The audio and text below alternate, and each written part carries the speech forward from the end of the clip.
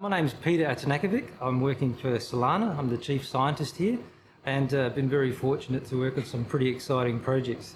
Well, a day in the life of working at Solana. Typically we're working on growing some quite interesting semiconductors. So we tend to grow anywhere from 100 to 1,000 layers of silicon atoms on a sapphire surface, and these films are perfect crystal structures.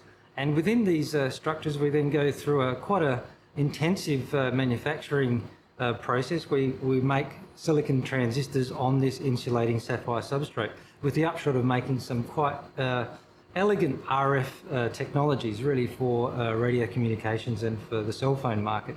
We're recently embarking upon making these devices work as optical structures as well for solar cells and detectors and various other components.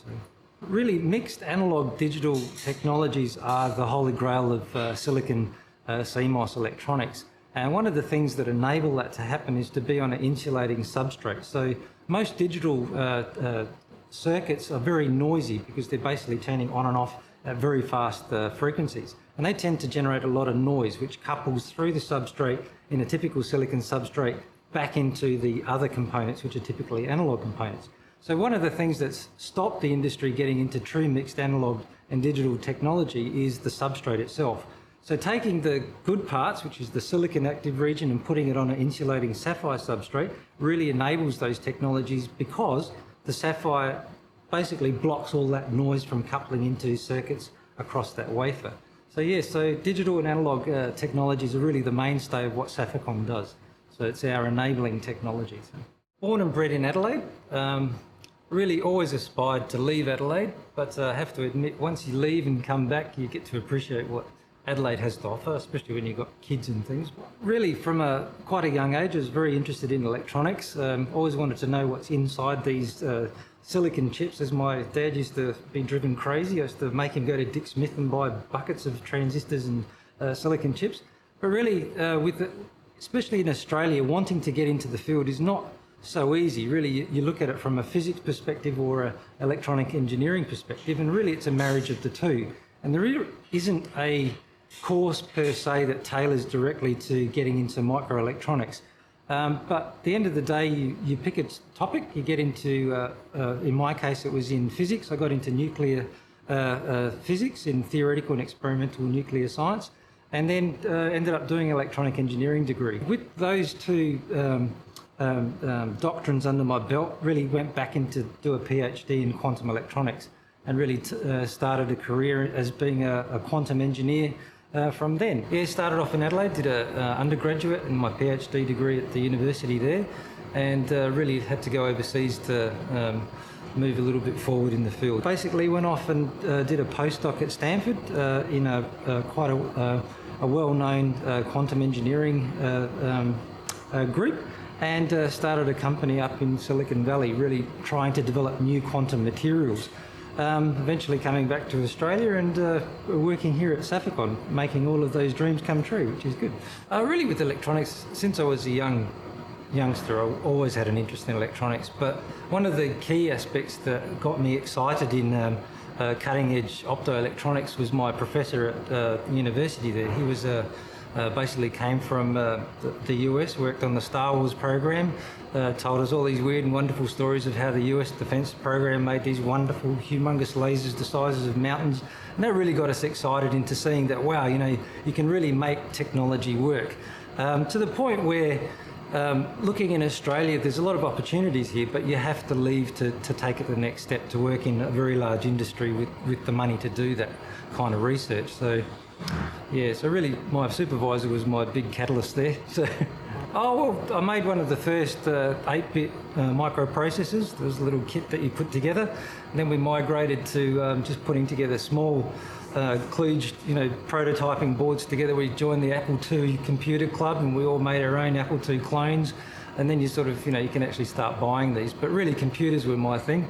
Loved building little 8-bit processors and collecting computers that people throw away. So, well, the Dick Smith kit was one of the first that you could get everything in a bag, which was fantastic. So you could read the magazine, Electronics Australia, whatever it was at the time, had beautiful circuit diagrams, and you could actually go after Dick Smith, save your 1s and 2s every week, and you'd actually come home with the kit.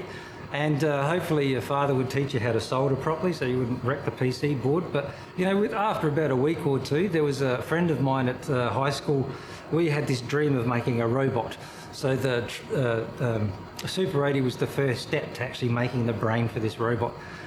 Once we got that up and running, we started making quite simple stepper motor controllers so we could get an arm to work. It was all... In retrospect now, it was quite farcical what we were trying to do, because now you could go to your local David Jones store and buy a Lego kit that does something far superior. But the excitement of putting together all the pieces and really getting the thing just to boot, that was exciting, you know. So you could actually see on the screen Super 80. That was one of our joys that we got. Then we learned how to program, obviously, and the luxury there was we had BASIC. The first computer that we built, we had to program everything in hex. And that was quite an achievement in getting just a coloured block moving across the screen. Now you could actually make some interesting things work. So, yeah, so it was exciting back then. But now, really, I think a lot of people don't appreciate what it takes to make a computer. You know, you sort of take it for granted.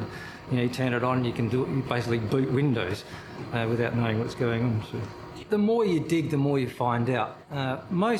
Just as an observation, scientists overseas, especially Australian scientists overseas, are well respected to the point where they have they're almost a jack of all trades. They have a broad understanding of a lot of technology. So what that means to me, in answer to your question, do Australians in particular have a deeper thirst for understanding how things tick? I think you do, because you're sort of more isolated and you need to know how to fix things for a start. But a lot of youngsters that were employed even here at Solana tend to have a curiosity about them, where they're good with their hands. They can put things together. So I think yes. Yeah, well, part of my education in electronics started really back in primary school, and my dad used to take me to the old sort of radio warehouse of refuse of old RF gear from DSTO, which was the Defence Department down near Adelaide.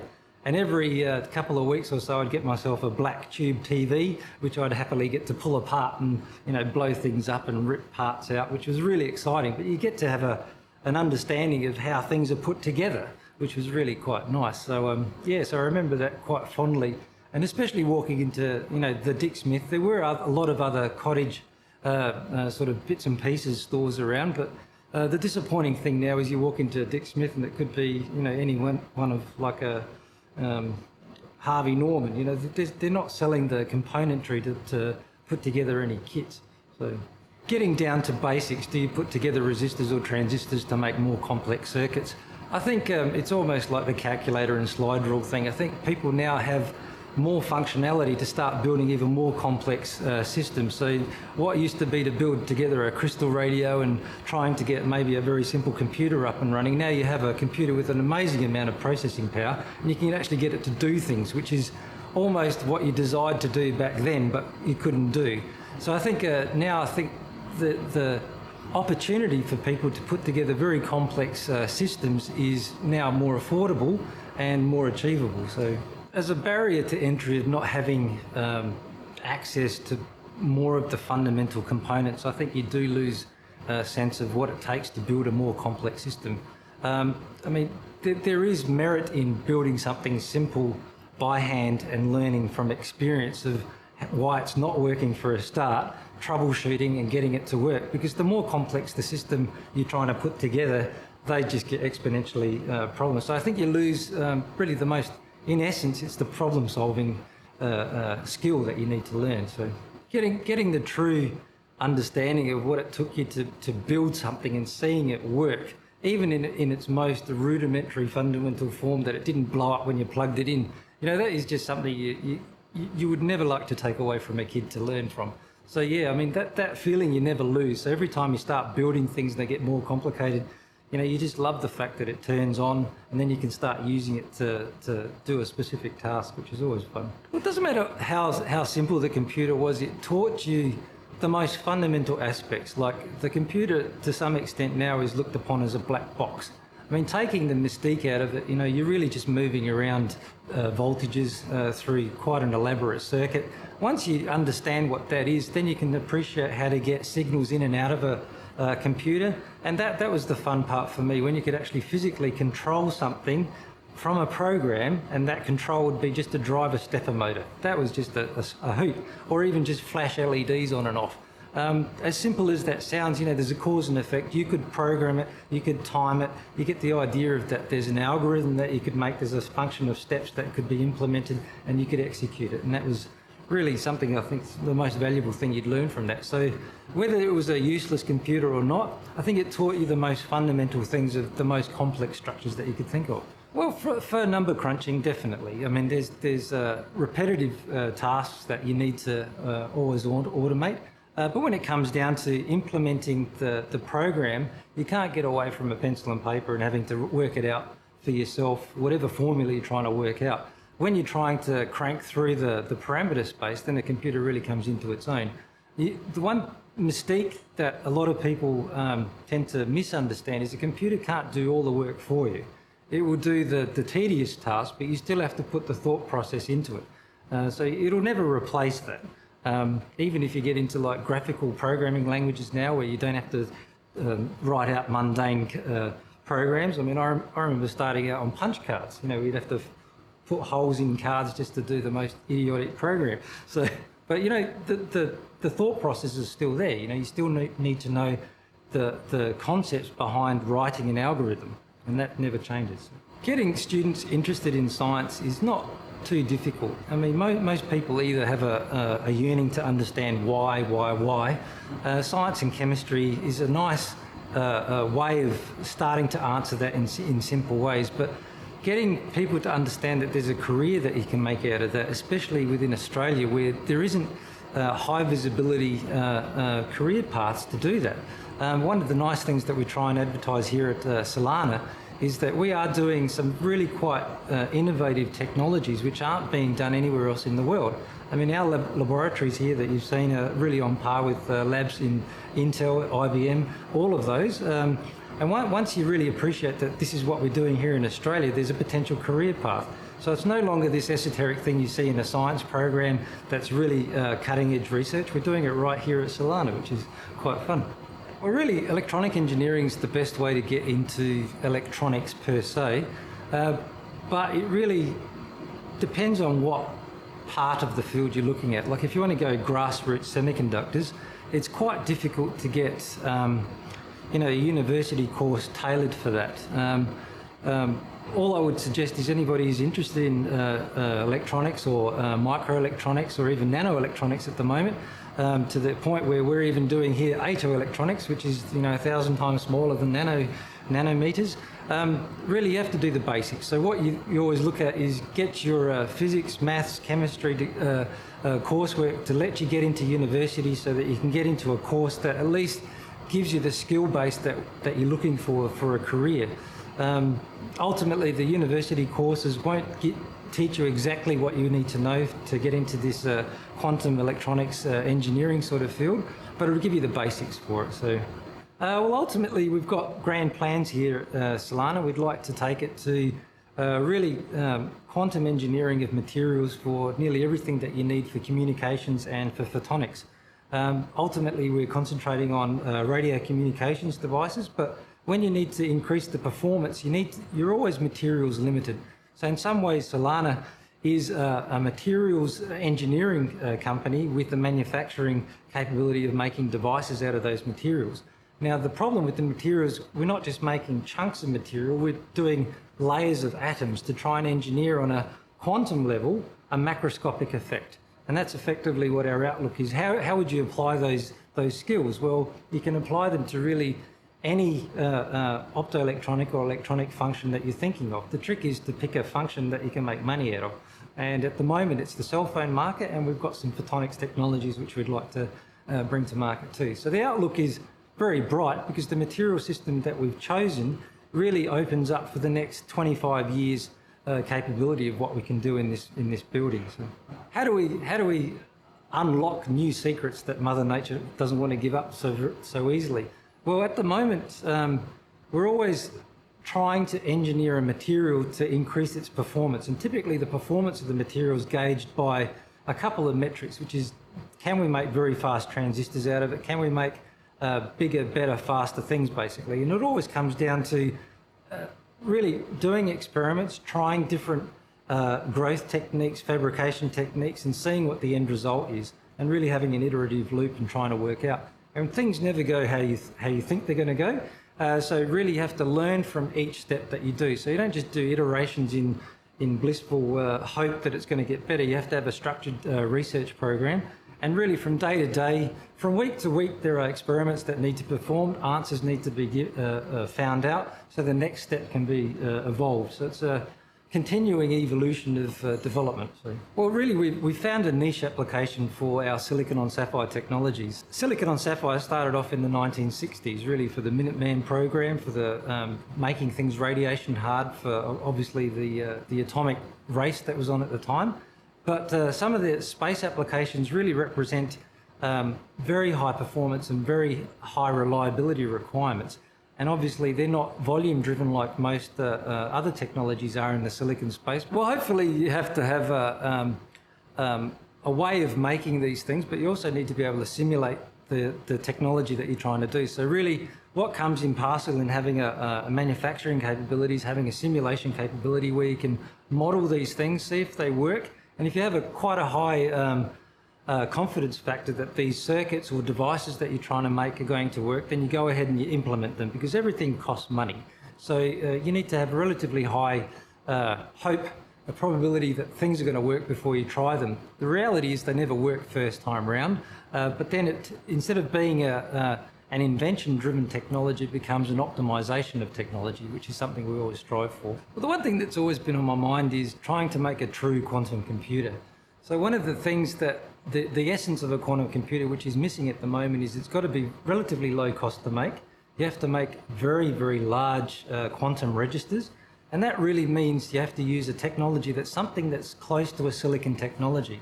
The problem at the moment is all of the quantum technologies used to make a quantum computer really are working with non-optimal materials. It always comes down to a materials development. So some of the materials that we've got available to us here at Solana, in the future we're hoping that we could actually unlock some of the quantum computing applications, especially in the novel materials that we're developing. So apart from seeking, perpetual motion machines, we are playing around with solar cells in silicon on sapphire as just a way of making a different use of an existing technology. Well, one of the most interesting things that we've worked on, particularly in the silicon on sapphire technology, is trying to make a different function using the same processing. So what we've got is this nice thin layer of silicon on a transparent substrate. In fact, it's very transparent. It's transparent to ultraviolet radiation all the way up to the far infrared. So what we've ended up making is optoelectronic devices fabricated out of the same technology that we make these very, very small transistors. So what we've tried to do is see if we can make some energy conversion devices. So we basically shine some sunlight on the backside of these sapphire wafers, and we try and collect a very broad range of energies. Most solar cells really tailor themselves to a very narrow wavelength spectrum from the sun, and of course get limited to a certain efficiency. One of the things that having a thin film of silicon on this transparent substrate let us actually get a larger chunk of the solar spectrum and ultimately try and make more efficient solar cells. Most silicon solar cells capture quite a narrow range of available wavelengths that are available from the broad solar spectrum. One of the things we're trying to do here at Silanna is to use thin films of silicon, but thin single crystal films. And if we actually change the way that we make the device, the actual solar cell, instead of making a very simple diode, we use a transistor type structure, we can actually try and capture more of the available wavelengths by engineering an improved solar cell. Now, the important thing that we have available to us here is a microelectronic fabrication technology. So instead of making one large solar cell, we make lots of small ones with very high efficiency, and we use lithography to replicate a vast majority of them in a parallel array on a chip. So the quest here is, instead of making one large solar cell, make a very small one with some very interesting properties, and more importantly, not just a two-wire diode, but we make a three-terminal device where we can actually control really where the carriers go and make a more efficient solar cell. So that's one of the programs we have running here at the moment. But the key aspect here is We've gone from a 2-terminal device to a 3-terminal device, and the 3-terminal device enables us to have control of the carriers in the structure. And that's one of the things we're trying to unlock to see if it actually buys you anything. And it's one of the questions we have available to us because we can make it. How would Solana compete with countries like China that really have vast numbers of resources and people and really numbers of scientists that they can throw at the problem? Well, really, Solana has to be IP based. We have to be innovative. The only way we can be innovative really is to find a niche application that we can make a difference in. To think that we can compete on a volume level is a great thing to strive for, but the thing is the production capability of this plant, we can never generate enough chips that we need to supply a huge volume driven market. However, we're always looking at how can we have a relatively high cost product but with very high performance, or something that nobody else can get to. And the silicon on sapphire technology is one example of a technology that nobody really can do. There are limitations in the processing steps that you need. So you need to learn that. So for a company in China to gear up, they'd have to go through the same 10 years of learning curve that we've already got. So really, we're ahead of the learning curve, and that's where we have to always stay. Well, Solana prides itself on being an IP-driven company. IP theft is always something you have to be concerned about. However, the way around that is to continually develop new IP that adds on to existing IP. So IP is one facet of a product. You can never beat making a product. And for us, intellectual property is one way of protecting our ability to make money. IP is typically seen as a high value thing, but it never really just makes you money. You have to have a product, and the IP is your portfolio that enables you to practice in the field. So. And we've been very fortunate. Word's got out that we're hiring and we're doing some interesting technology. So we've had a few people that have really just out of their own nous looked us up, and they've turned out to be exactly the type of people we want, with initiative. We also go to universities and try and advertise what we're doing, and if people are interested, they come and find us. We're always on the lookout, so Solana is hiring. We're looking for young, gifted people that can come and really take the bull by the horns and drive a technology to anywhere where they think they can take it. So, so we're always looking for people. I think the Australian scientist pool and engineering pool is talented enough that we don't really need to look overseas, because one thing I was always conscious of is when I was just coming out of my PhD, if there was a company like this back then, I would have worked here for free. I really would have. I would always like to give people here in Australia the opportunity to at least come here first, and if we can't find the talent, then obviously you look elsewhere, but try and give young people a go here soon. Well, I think we're really at a crossroads at the moment where a lot of technologies are hitting a brick wall where their material's limited. Most silicon chips at the moment, Intel, AMD, IBM, all of the large chip foundries have really hit fundamental material limits, which really stops their progress. And by progress means it's stopping them making money. So material solutions are becoming very, very valuable. One of the ways that we're trying to address some of these things is we're not competing with the same scales of integration that Intel does, but we are looking at niche industries making silicon chips and silicon on sapphire using a materials leading technology where we can do things that bulk silicon can't do. And I find that one of the most really interesting things that we could be working on. So I think there's been a decline in the breadth of electronics that you could get into. I think if you join a large company, you tend to be segmented into a very narrow job spec. So even if you have a diverse interest in electronics, I think your skill base will be quite blinkered in what you're allowed to do. So I think the days of walking into a job and being a jack of all trades, or being a designer and then going off into the shop and making the actual thing, those days are pretty well done. Although having said that, that's basically what I'm doing. I sort of walk in every day, dream up some interesting stuff, get the team excited. And the beautiful thing is to have a team that can actually get in there and make it happen. So it's one thing to have ideas. I remember my first job that I had at DSTO, my boss told me ideas are cheap. Well, it turns out if you don't have a good idea, you can't make anything. But upshot of that is you need to be able to execute. So one of the things we have here at Solana is a very talented team that can actually make things happen. And the beautiful thing about that is you can actually think it, try it, use it. And then you find out, well, it didn't work how you want, but then you do the iteration, you come back and you make it happen. So that's quite exciting. So one of the big lessons you learn in working in a CMOS style technology is that it's one thing to design a chip, it's another thing to implement it into silicon. Part of the processing steps involved in doing that, there are things that are completely out of your control as a designer, and there are things that you must experience after getting it in silicon. So one of the advantages we have is, we can design it internally, fabricate it really fast and have very fast turnaround and get the result back in silicon. So we're a relatively fast moving company where we can actually get demonstrators very, very quickly, and that's one of our key differentiators.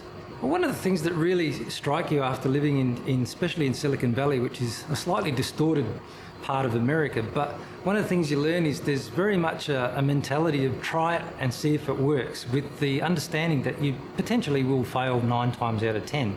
And that's something really quite refreshing when you come from Australia, because the mindset is, are you sure it's going to work? And the reality is, if it was sure you're going to work, you would have done it. So that's one of the things you learn in America. Where they really are a bit of an American type attitude, to the point where they're almost overconfident. But having taken the good parts of Silicon Valley and you bring that back to Australia, one of the things we're really excited about doing what we're doing here at Solana in Australia is that we're getting almost the best of both worlds. You get the lifestyle and you get the opportunity of working on some really amazing technology that, quite honestly, the days of the dot-com boom in Silicon Valley, those days are gone. And the unfortunate reality is there are people still trying to get the dream up and going in Silicon Valley without that support infrastructure being the money and the VC backing anymore. What we've achieved here in Solana, here in Sydney in Olympic Park, you honestly, in my personal view, you could not get this off the ground in Silicon Valley anymore. Potentially 10 years ago you could, and I did with my first company, to almost like a third of the scale of what we're doing here on a 30-page PowerPoint presentation. And quite frankly, that's effectively what we did here at Solana. Now, you can't do that anymore in Silicon Valley. So we represent something quite unique. It is cutting edge, it's incredibly high risk, but if the risk pays off, the payoff is huge as well. And that's really what the investment in this building represents. If we get it to work, it's going to be a huge reward. And along the way, there's going to be so many discoveries and spin-off technologies that potentially we can capitalise on that too. So coming back to Australia, and now talking as a supposed expert, on how Australia works, in America, a lot of the high-tech companies are privately funded. There really is no government funding per se, unless you've got DARPA funding. But really, all the government funding is either going into the universities or as a technology demonstrator into some existing private companies. In Australia, it tends to be almost exclusively government funded. There are there's a sprinkling of high-tech companies, but all the money really comes from the government without a real stringent industrial test to it. So one of the things you would like to get the federal government to take notice of what's happening in Solana is we're completely privately funded. We haven't been reliant on any government handouts. Not to say that we wouldn't like them, but it turns out that some of the paperwork involved in getting government money is too much trouble to worry about, so you don't even do it. One of the things we would like to see easier is for us to foster research programs within universities. One of the things we do tend to advertise is that a lot of universities are buying equipment with government money, but really don't have the experience or the industrial knowledge on how to keep these complex pieces of equipment running.